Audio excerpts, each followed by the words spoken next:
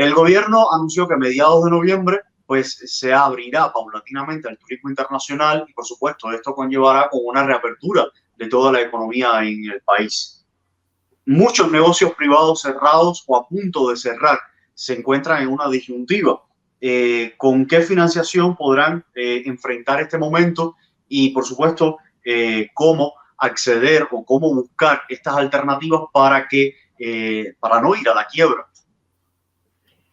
Es una pregunta enormemente interesante que tiene una respuesta muy triste. El sector privado en Cuba es el gran perjudicado por la pandemia, por la crisis del coronavirus, pero más que nada por la política económica del régimen comunista.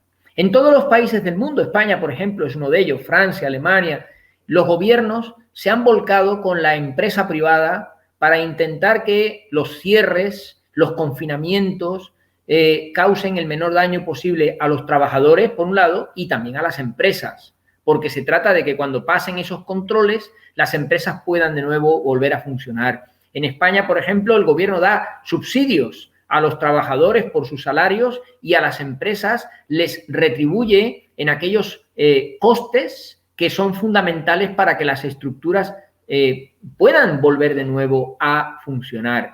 En Cuba esto no ha ocurrido. En Cuba los trabajadores de las empresas estatales sí que han tenido una protección salarial que ha bajado a un 60% a partir del segundo mes. Pero los trabajadores del sector privado, esos 600.000 héroes que hay en Cuba pertenecientes al sector privado, el 13% de la población ocupada, no han recibido nada.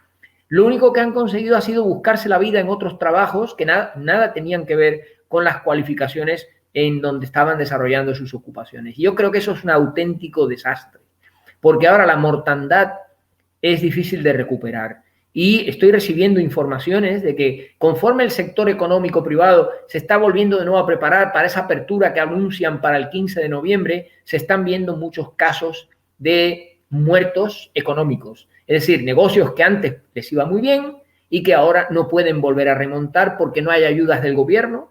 ¿Cómo va a dar ayudas el gobierno si el gobierno está endeudado hasta las cejas? No puede gastar más ya.